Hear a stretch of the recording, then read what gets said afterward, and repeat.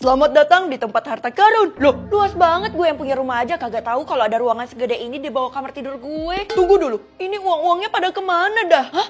Di ruang seluas ini harusnya ada uang. Iya, harusnya full. Hal ini pasti ada sangkut pautnya sama mama kan? Kalau itu saya nggak bisa banyak omong. Karena uangnya udah nggak ada, mulai sekarang kita udah nggak ada urusan lagi ya.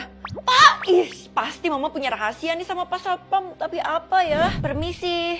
Kok tunggu Pret, lo ngapain datang ke markas orang terkaya di kota ini? Lo nggak pantas. Iya, secara Pak Satpam aja gak ngasih duit ke lo. Padahal kalian kaya karena duit dari Pak Satpam. Jadi nggak usah bangga kayak gitulah. Berani-beraninya ya? Lihat aja gue ungkap rahasia nyokap lo. Rahasia? Tiara, nggak boleh. Nanti kita bisa kehilangan semuanya lagi. Kalian kasih tau gue aja, gue bakal tanggung segala akibatnya. Kalau lo mau tahu hal ini, lebih baik lo tanya sendiri aja sana sama nyokap lo. Keisha, lo kan pinter banget dalam menginvestigasi suatu hal. Lebih baik lo bantuin gue deh kali ini. Maaf Vel, nggak bisa. Mulai sekarang gue mengundurkan diri ya jadi teman lo. Loh, kok tiba-tiba? Oke, tapi jawab dulu pertanyaan gue. Kenapa lo dapat duit dari nyokap gue?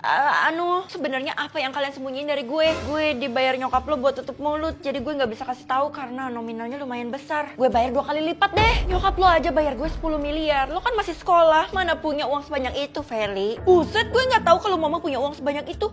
Jangan-jangan. Gue saranin lebih baik lo nggak usah tahu deh, biar lo bisa hidup tentram ya, Vel. Nggak bisa. Kalau nyokap gue ngelakuin kejahatan, gue harus berantas. Lo cari kemana-mana juga kagak ada, karena jawabannya itu udah ada di dekat lo, yaitu Pak Satpam. Iya, Pak Satpam dan nyokap gue ada sangkut pautnya kan? Jangan-jangan Pak Satpam itu bapak gue? Bukanlah, sebenarnya semua orang di kota ini udah tahu sih, tapi kita nggak ada yang bisa kasih tahu lo, karena kalau kita kasih tahu kita yang bakal metong. Asal duit lo masih dari Pak Satpam nih. Iya nih, Pak Satpam udah bagi-bagi duit terakhir dia, karena katanya sih stoknya udah habis.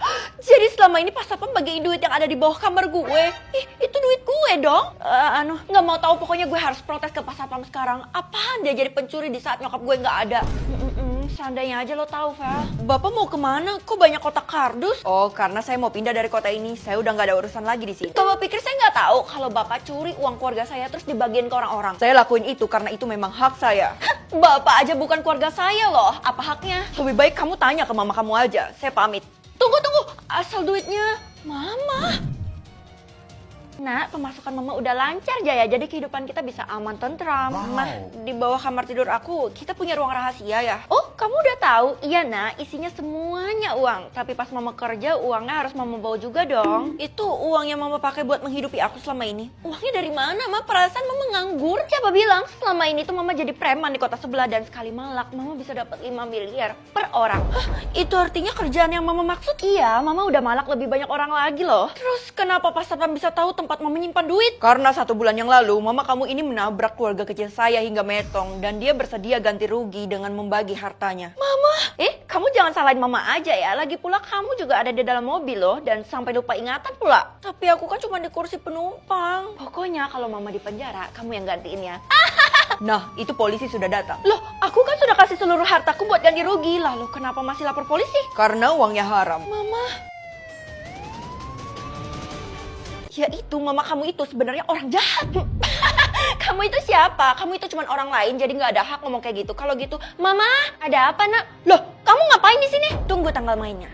Anjay, itu nenek keren juga masih bisa lompat dari jendela. Kuat juga raganya. Astaga, gue lupa lagi buat lihat anggota keluarganya. Kamu masih bahas topik itu ya? Kalau gitu mulai hari ini kamu dikurung di toilet. Ups, Mah, aku keceplosan. Bener-bener gak sengaja. Tolong ampunin aku, Mah. Aku bakal lakuin apapun yang Mama suruh deh. Bener, kalau gitu kamu harus jauhin nenek itu dan jangan pernah ketemu atau ngomong sama dia.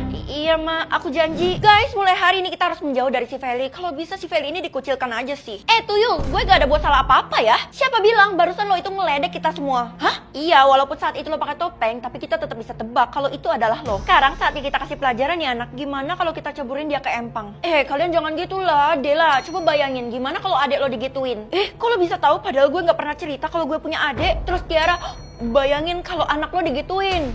Itu rahasia gue. Makanya kita semua punya rahasia masing-masing. Jadi keep silent dong. Padahal itu juga bukan rahasia gue. Kira-kira siapa yang menyamar jadi gue ya? Vel, tadi lo ngapain masuk ke gubuk tua yang ada di belakang sekolah itu? Hah? Orang gue habis ngomong sama Tiara Della, mana mungkin gue masuk ke gubuk? Iya juga sih, secara lo paling menghindari gubuk itu selama ini. Terus siapa dong? Jangan-jangan nenek itu. Oh iya, bisa jadi. Soalnya kemarin dia datang ke rumah gue. Bisa aja kan dia curi parfum gue. Wah, kalau kayak gitu udah sah sih, Vel. Oke, kalau gitu gue harus labrak. Seharusnya dia tinggal di gubuk tua yang lo bilang itu kan. Tunggu, liatin anggota keluarga gue dulu dong, Vel. Lah, Pak Satpamnya udah lock out. Pak Satpam hilang dari kemarin. Kalau dia nggak ada di dalam list lo, itu artinya dia metong. Ada yang bun-bun dia. Nenek-nenek. Woi, buka pintunya. Dasar dasar tua bangka. Kenapa kamu datang ke sini? Mau balas dendam karena kemarin saya datang ke rumah kamu? Kamu habis nyamar jadi saya ya? Ngaku. Ternyata bener. Sebenarnya apa sangkut pautnya sih lo sama gue? Sekarang udah tahu kan? Lo ngehack kekuatan gue ya? Mana mungkin lo tuh keluarga gue? Secara nenek gue udah metong. Yakin? Iyalah, gue udah saksiin dengan mata kepala gue sendiri pas dia masuk ke dalam kuburan. Aku bukan seorang nenek, tapi aku adalah saudara kembar kamu yang tidak dikasih nama sama mama kamu itu. Makanya semua orang percaya kalau aku nyamar jadi kamu. Sebenarnya karena muka aku kayak gini, makanya mama nggak mau ngerawat aku. Dia cuma mau ngerawat kamu doang. Serius loh, kalau kayak gitu berarti mama jahat banget. Maka dari itu kamu harus bantu aku buat balas dendam. Kalau dipikir-pikir kasihan juga nih anak, gue berutang budi nih. Oke, kamu mau apa, Feli? Maaf, Mah. Hari ini aku harus bun-bun Mama karena Mama tuh orang jahat. Maksudnya, Mama udah buang saudara kembar aku kan? Bukannya Mama udah peringetin kamu buat jangan ngomong sama nenek itu lagi? Kenapa kamu bandel banget sih? Aku tuh cuman gak mau Mama tuh jadi orang jahat. Tunggu apa lagi? Ayo lakuin. Ya udah iya, memang kalian berdua itu adalah saudara kembar. Mama bener-bener keterlaluan, gak salah aku buat keputusan ini. Tapi tunggu dulu, Mama punya alasan. Mama buang dia karena dia terlalu iri dengki sama kamu. Hampir mencelakai kamu pula. Bohong! Saudara kembar kamu ini sangat dan selalu iri sama kecantikan kamu. Walau dia punya kelainan sama muka dia, tapi Mama tetap sayang kok sama dia. Terus kenapa Mama buang? Dia udah dibutakan sama keiri dengkian dia. Bahkan dia tuh mau ganti muka kamu sama muka dia supaya dia jadi cantik. Makanya Mama pisahin kalian berdua. Ini demi kalian juga. Lo fitnah Mama. Kalau gitu, jangan kamu, Mama aja. Emang pantas kamu gak dikasih nama. Mama, di kota ini kan gak boleh bun-bun anak sendiri. Kalau enggak, itu adalah tanggung jawab Mama. Mama gak mau kamu dicap jahat. Selamat tinggal, nak. Buku?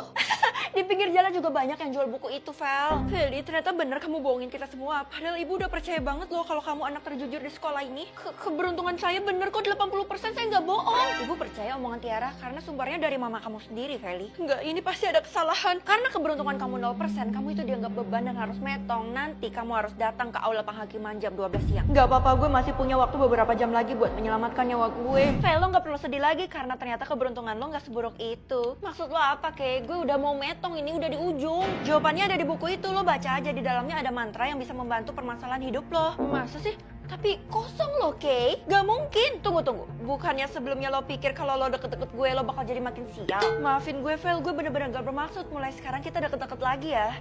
Masih ada yang lo sembunyiin. Gue tahu ya. Semenjak gue buka buku ini, keberuntungannya jadi loading. Kira-kira bakal berganti menjadi berapa ya? Keberuntungan gue 50% dan gue berhasil dapatin emas 10 kilo. 50% aja udah seberuntung itu, apalagi di atas 50%. Udah pasti lebih baik lagi dong. Mungkin dapat private jet. Tapi Tiara gak ada dapat apapun, Vel. Sebenarnya gue prihatin banget sih sama lo karena tempat lo aja digantikan sama orang lain dan nyokap lo berkhianat sama lo. Maksud lo, pemilik keberuntungan 80% itu emang cuma lo seorang, tapi atas persetujuan nyokap lo, Tiara berhasil nukar keberuntungan lo sama dia.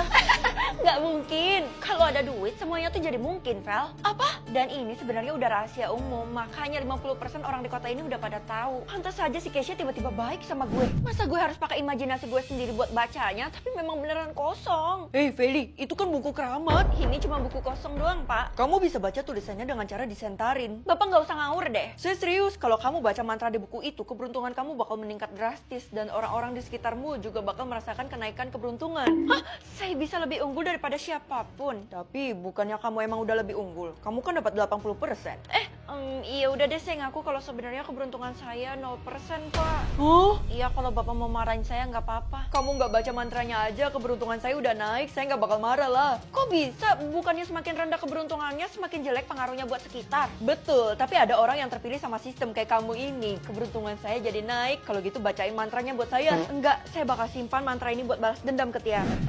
Feli, lo tuh kasihan banget sih nyokap lo mau gue sogok. Keberuntungan lo 0% dan sebentar lagi lo metong. Kamu udah siap, Feli? Tunggu, sebelum itu mending kalian lihat keberuntungan kalian dulu. Masih 80% kok. Apa gue harus pakai buku ini? Nggak ada yang berubah ya, Feli? Semriwing, prot-prot, kutu-prot. Keberuntungan saya tiba-tiba naik jadi 75%. Feli? Enggak, Bu. Itu bukan gara-gara Feli, tapi gara-gara saya loh. Akhirnya apa yang jadi milik gue kembali juga ke tangan gue. Bahkan dikasih bonus berkat mantra ini. Ternyata selama ini Tiara curang. Maafin Ibu ya, Feli. Sebagai gantinya, keberuntungan Ibu semuanya buat kamu deh.